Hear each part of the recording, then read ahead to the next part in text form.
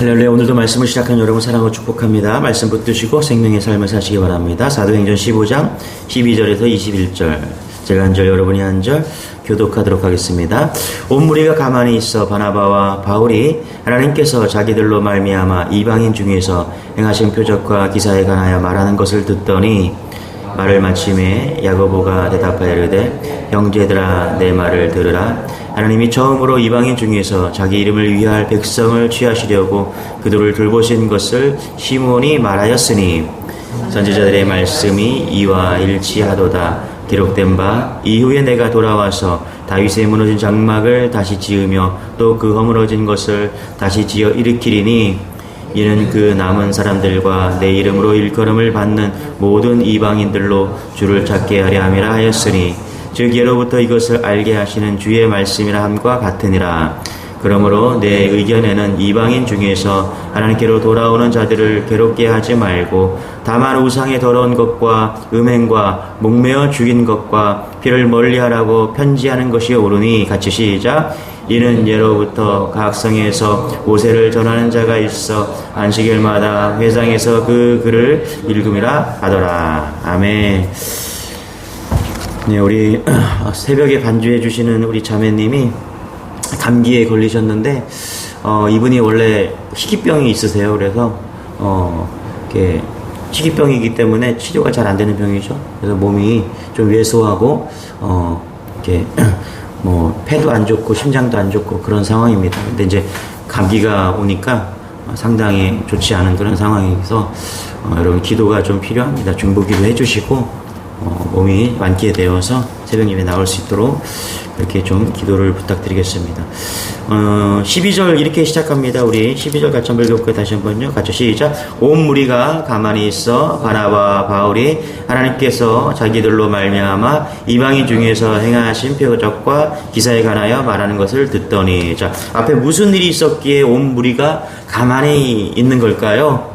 여러분, 그동안 바울과 바나바는요 1차 여행을 하고 돌아왔습니다. 그래서 1차 여행에서 어떤 메시지를 정했냐면, 모세의 율법이 아닌 오직 예수 그리스도를 믿음으로 말미암아서 구원을 얻는다. 이제 이 복음을 이제 1차 여행을 통해서 바울과 바나바가 이렇게 전하고 온 거죠. 바울이 전하고 온 겁니다. 그래서 바울이 1차 선교 여행을 끝나고 돌아왔을 때, 돌아와 보니까 이 15장에서 시작되면서 유대로부터 어떤 사람들이 왔다라는 거예요. 어떤 사람들이 왔는데, 그 사람들이 와서 뭐하냐? 모세의 법대로 할례를 받지 않고는 누구도 구원을 받지 못한다. 그러니까 예수 믿었고 또 구원도 할례도 받아야 된다. 이렇게 초를 치고 돌아다니는 사람이 있었다는 것입니다. 그래서 돌아와 보니까 안디옥 교회가 시끄러운 거예요. 자, 우리 15장 1절 한번 읽어볼게요. 시작. 어떤 사람들이 유대로부터 내려와서 형제들을 가르치되, 너희가 모세의 법대로 할례를 받지 아니하면 능히 구원을 받지 못하리라 하니. 그렇죠? 어떤 사람들이 와서 안디옥 교회에 와서 지금 이야기하는 겁니다. 예루살렘에 있는 유대인 중에서 어떤 사람들이 와서 안디옥 교회에서, 야, 예수만 믿어서 안 된다. 니네 계속해서 할례 받아야 돼. 이렇게 이야기하고 있다는 것입니다. 그래서 지금 바울과 바나바 그들과 거기서 어떤 사람들과 지금 적지 않은 논쟁이 일어났다는 것입니다. 그래서 급기야 이 다툼 때문에 바나바 바울 일행은요 예루살렘 공회로 찾아가게 됩니다. 이 문제를 가지고서.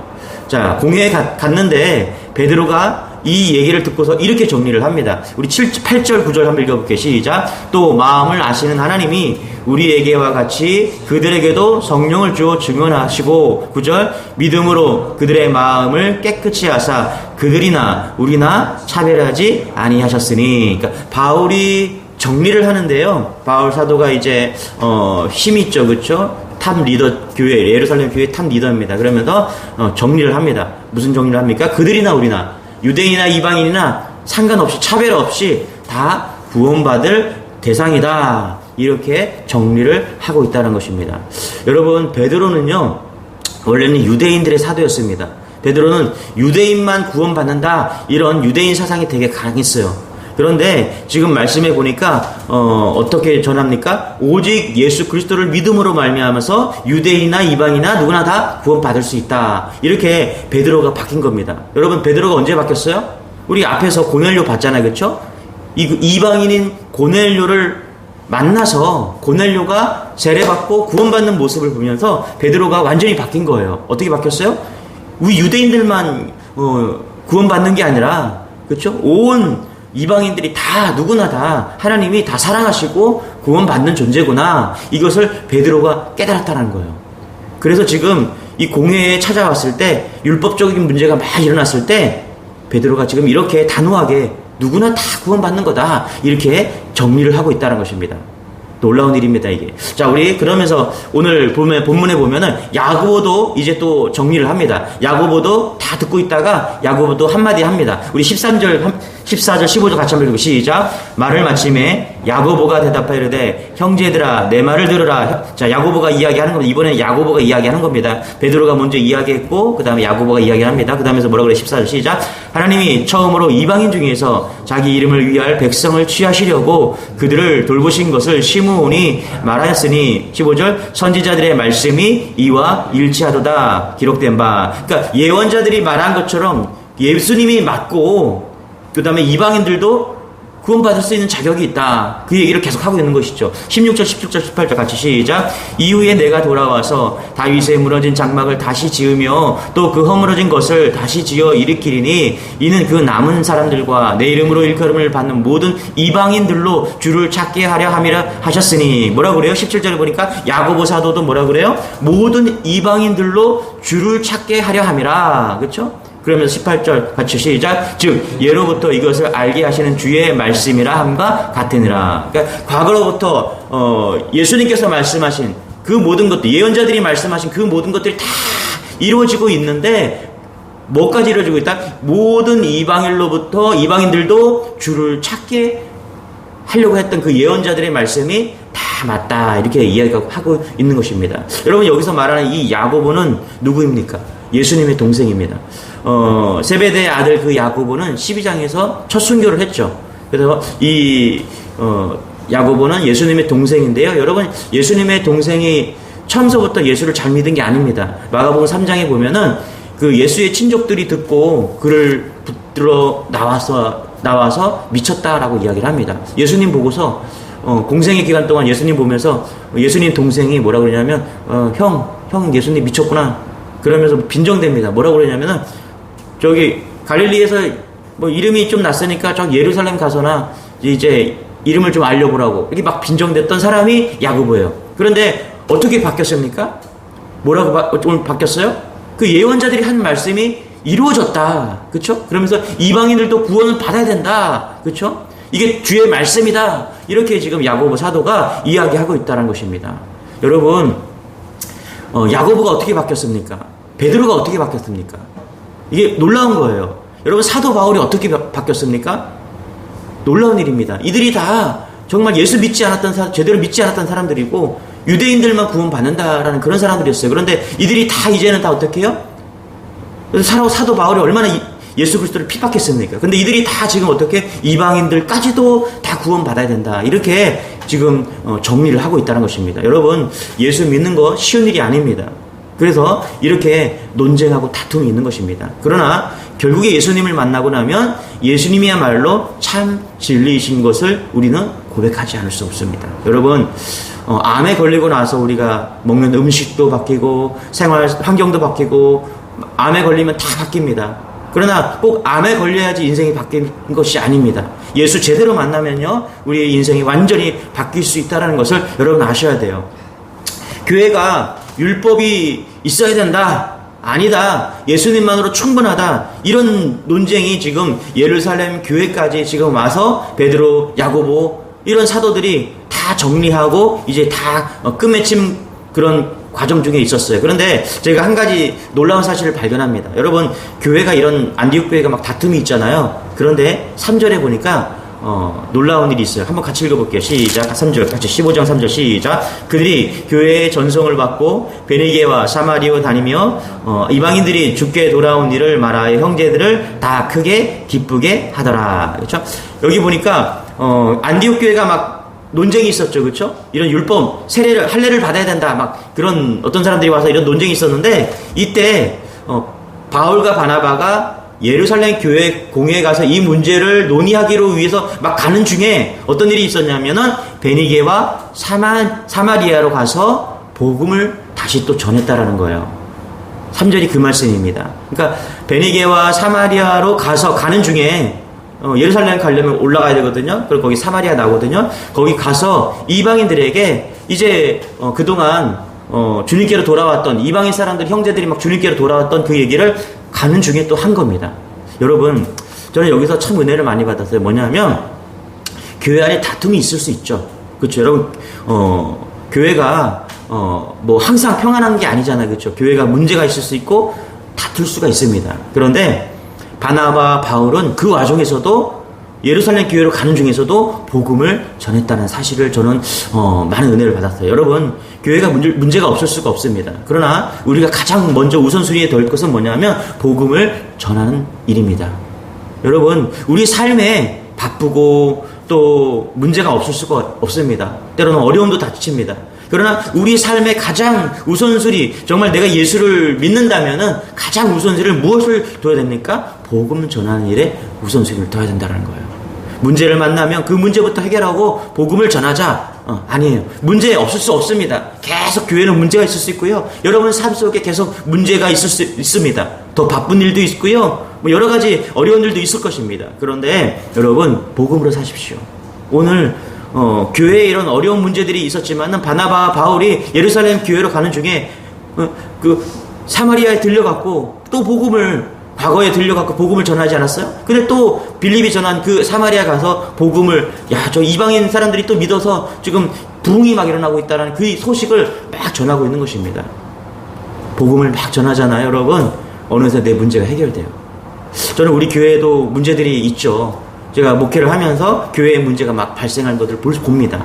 그런데 그럴 때 중요한 게 뭐냐면 그 문제를 붙잡고 매달리는 것도 중요하지만 더 큰 복음을 놓치면 안 돼요. 교회가 문제가 항상 있었어요. 그러나 우리가 복음을 전하는 일에 게을리지 않았어요. 복음을 전하다 보면 이 문제는 어느새 사라집니다. 어떤 사람들이 와서 이상한 소리 막 해요. 근데 그거 상관없이 우리 계속 우리의 길을 가는 거예요. 복음을 막 전하고 여전히 풍성한 은혜를 누리고 예배하고, 그러면 이 문제는 어느 순간에 사라져버려요. 여러분, 마찬가지입니다. 우리가 문제에 함몰되지, 사단은요 우리가 그 문제에 함몰되기를 원해요. 그래서 그 문제에서 빠져나오지 못하게 사단이 콱 올가맵니다. 여러분, 문제는 문제일 뿐이에요. 우리의 사명은 날마다 복음으로 사는 것입니다. 여러분, 지금도 어떤 문제가 있을 것입니다. 육체적인 문제, 가정의 문제, 여러 가지 문제가 있을 거예요. 그러나 여러분, 그거에 너무 얽매이지 마십시오. 그거 하나님께 맡기시고요. 뭐 해야 돼요? 주님, 오늘도 힘주십시오. 내가 복음으로 살겠습니다. 만나는 사람과 사건 속에서 주의 영광을 드러내겠습니다. 이런 모습이 우리 안에 있을 때 여러분, 건강하고 온전히 세워져 간다는 사실을 잊지 않는 여러분 되시기 바랍니다. 할렐루야. 창세기 17장에 보면은 이런 얘기가 나옵니다. 17장 7절에 이런 얘기합니다. 제가 읽어드릴게요. 내가 내 언약을 나와 너 및 내 대대 손손 후손 사이에 세워서 영원한 언약을 삼고 너와 내 후손의 하나님이 되리라. 창세기 17장 9절에 이렇게 또 나옵니다. 제가 읽어드릴게요. 하나님이 또 아브라함에게 이르시되 그런즉 너는 내 언약을 지키고 내 후손으로 대대로 지키라. 그러면서 10절에 뭐라고 하냐면 너희 중 남자는 다 할례를 받으라. 이것이 나와 너희와 너희 후손 사이에 지킬 내 언약이니라. 자, 하나님이 아브라함과 언약을 맺죠. 그러면서 할례를 받으라 이렇게 얘기합니다. 여러분, 유대인들 그리고 처음에 그 베드로나 야고보나 이런 모든 사도들은요, 첫 번째 할례를 받아야 된다. 그래야지 구원 받았다. 이렇게 생각을 했습니다. 그런데 예수님을 믿고 나서 이제 그런 할례는 필요 없다라고 다 생각하게 된 겁니다. 그런데 여전히 할례를 받아야 된다라고 생각하는 사람들이 유대인에게 여전히 남아 존재했다라는 거예요. 그래서 이 문제가 지금 오늘 15장에서 계속 거론되고 있는 거예요. 여러분, 이 할례 문제를 우리가 정리를 할 필요가 있습니다. 여러분, 하나님과 아브라함이 사랑에 빠졌죠. 그렇죠? 아브라함이 하나님을 만났어요. 그래서 사랑했습니다. 자, 사랑을 했는데 사랑의 표식으로 결혼 반지를 꼈습니다. 잘 보세요, 여러분. 결혼 반지를 왜 껴요? 사랑하니까 끼는 거예요. 자, 남자랑 여자랑 한 쌍의 반지를 나누어서 끼웠어요. 왜 껴요? 사랑하니까 끼는 겁니다. 그런데 반지를 여러 개 만들어서 이 사람도 주고 저 사람도 줬어요. 자, 주면 의미가 있을까요? 없을까요? 의미가 없죠. 그 반지는 사랑해야만 끼는 그런 반지인데, 여러분, 할례라는 것은요, 표식이에요. 아브라함과 하나님이 사랑했어요. 그래서 내가 사랑하니까 너가 할례를 받아라. 그 표식으로 한 거예요. 그런데 여러분 잘 보세요. 할례를 받아야지 사랑하는 건 아닙니다. 할례를 받아야 구원받는 게 아니라는 거예요. 여러분, 사도행전 15장에서 율법적으로 할례를 받아야 하느냐, 아니면 예수 그리스도 한 분만으로 충분하느냐, 그 얘기를 하고 있는 것입니다. 여러분, 이게 정리가 돼야 돼요. 우리가 반지를 왜 낍니까? 사랑하니까 끼는 거예요. 그렇죠? 그러니까 사랑하는 게 중요한 거지 반지 끼는 게 중요하지 않은 거예요. 여러분, 결혼했어요. 그런데 반지 살 돈이 없어요. 그러면 결혼이 무효인가요? 그렇지 않죠. 그냥 결혼의 어떤 하나의 표징으로 반지를 끼는 거죠. 그러나 여전히 그들은 사랑하고 그들은 부부가 되었습니다. 그 마찬가지예요. 그런데 지금 유대인들이 지금 묶여있는 게 뭐냐면, 할례를 꼭 받아야지, 반지를 꼭 껴야지 결혼이 성립된다라고 지금 말하고 있는 것입니다. 그에 대해서 지금 뭐라고요? 베드로와 야고보는 그 정도 필요 없다. 뭐라고 얘기해요? 예수 그리스도 한 분이면 충분하다라고 이야기를 한 겁니다. 자, 이 얘기가요, 여러분, 이제 이것이 어떤까지 하면 기독교와 유대교를 결정하는 예루살렘 공회가 되는 것입니다. 그 유명한 예루살렘 회의가 오늘 15장에 벌어진 것입니다. 자, 그런데 이 결론이 어떻게 나냐 하면 25절에 결론이 나옵니다. 우리 결론을 한번 읽어볼게요. 시작. 그래서 우리는 몇 사람을 뽑아서 사랑하는 바나바와 바울과 함께 여러분에게 보내기로 만장일치로 결정하였습니다. 그렇죠? 무슨 얘기냐면, 지금까지 그런 논쟁들이 다 있었는데, 바나바 바울이 말이 맞다. 이제 예수님 한 분이면 충분하다. 그 얘기를 지금 베드로와 공회에서 지금 땅땅땅 그렇게 이야기하고 있다는 것입니다. 그러면서 19절, 20절에 몇 가지만 당부합니다. 우리 19절, 20절 한번 읽어볼게요. 시작. 그러므로 내 의견에는 이방인 중에서 하나님께로 돌아오는 자들을 괴롭게 하지 말고, 뭐라고 그래요? 하나님께로 돌아오는 자들. 그죠? 이방인 중에서, 이방인들도 예수 믿는 사람들을 더 이상 괴롭히지 말아라. 니들 할례 받아라. 이렇게 강요하지, 율법적으로 그런 걸 강요하지 말아라. 왜? 예수님 한 분이면 충분하기 때문에 이제 우리가 할례 받았다고 저들한테 할례 받지 말아라. 할례 받아라. 이렇게 강요하지 말라는 거예요. 그래서 하나님께로 돌아오는 자들을 괴롭게 하지 말라라. 그러면서 20절에 뭐라 그래요? 다만 우상의 더러운 것과 음행과 목매어 죽인 것과 피를 멀리하라고 편지하는 것이 옳으니, 21절 같이 시작. 이는 예로부터 각성에서 모세를 전하는 자가 있어 안식일마다 회당에서 그 글을 읽음이라 하더라. 그러면서 네 가지를 당부합니다. 뭐라고 그래요? 우상 섬기는 것과 음행과 목매어 죽인 동물의 피를 먹지 말라. 이런 것을 당부합니다. 여러분, 당시에는요, 이 이방인들이요, 우상 섬기면서 그 신당에서 음행한 짓을 하고, 그 신당에서 동물을 죽이고, 목매어서 죽이고, 그 피를 마시고 이러면서 그런 우상 숭배가 아주 팽배했습니다. 그래서 이제 예수 믿는 사람들은 그거 하지 말아라. 돌아오면은 예수 믿게 되면 그런 거 하지 말아라. 그런 게 필요 없다라고 하면서 지금 정리하고 회의를, 예루살렘 공회를 정리하고 있는 것입니다. 여러분, 한국에 기독교가 들어오면서 이렇게 기독교에서 정리를 했어요. 한국 사람들은 도박, 담배, 술 이런 거 금지시켰습니다. 그래서 여러분, 우리 기독교는요, 천주교는 하죠. 술도 먹고 담배도 핍니다. 신부님들이. 그런데 기독교는 어떻게 했어요? 술을, 담배, 도박을 금지시켰어요. 왜요? 예수 믿는 자와 예수 믿지 않는 자가 구별되기 위해서 금지시켰습니다. 여러분, 근데 잘 보세요. 우리가 담배 핀다고 술 먹는다고 구원이랑 상관이 없어요. 여러분, 저 사람 담배도 피네, 술도 먹네, 그래서 구원 못 받았어, 이렇게 하면 정죄하면 안 된다라는 거예요. 이해되세요? 여러분, 그걸 만약에 저 사람 술 먹는다, 담배 핀다 그래서 구원 못 받는다 이렇게 정죄를 하면요, 이 유대인과 똑같이 되는 거예요. 할례 받아야지 구원 받는 거다, 이렇게 우기는 것과 똑같다는 것이죠. 그래서 이것을 우리가 정리할 필요가 있습니다. 그냥 술과 담배를 피는 사람은 아직 좀 믿음이 부족하구나, 이렇게 정리할 필요가 있다는 것입니다. 자, 결론을 내릴게요. 오늘 예루살렘 공회거든요. 예루살렘 공회, 아주 역사적인 그 공회가 오늘 성경에 기록된 겁니다. 결론은 이겁니다. 예수 그리스도 십자가, 예수님 한 분으로면 충분하다. 이 공회가 율법, 할례도 받아야 된다, 아니면 예수 그리스도로 충분하다, 이걸로 지금 논쟁이 되었는데, 베드로와 야고보와 이런 사도들이, 바울 사도가 정리를 딱 한 겁니다. 그러니까 더 이상 할 말이 없는 거예요. 예수 그리스도 한 분이면 충분하다. 더 이상 어떤 조건도, 그 무엇도 필요도 없다. 할례도 필요 없다. 오직 예수 잘 믿으면 구원받을 수 있다. 이 얘기를 하고 있는 것이죠. 여러분, 예수님 한 분이면 충분합니다. 예수 잘 믿으시기 바랍니다. 그분으로 우리는 구원을 얻을 수 있는 존재들인 것을 믿고 예수 잘 믿는 여러분 되시길 축원합니다. 기도하겠습니다.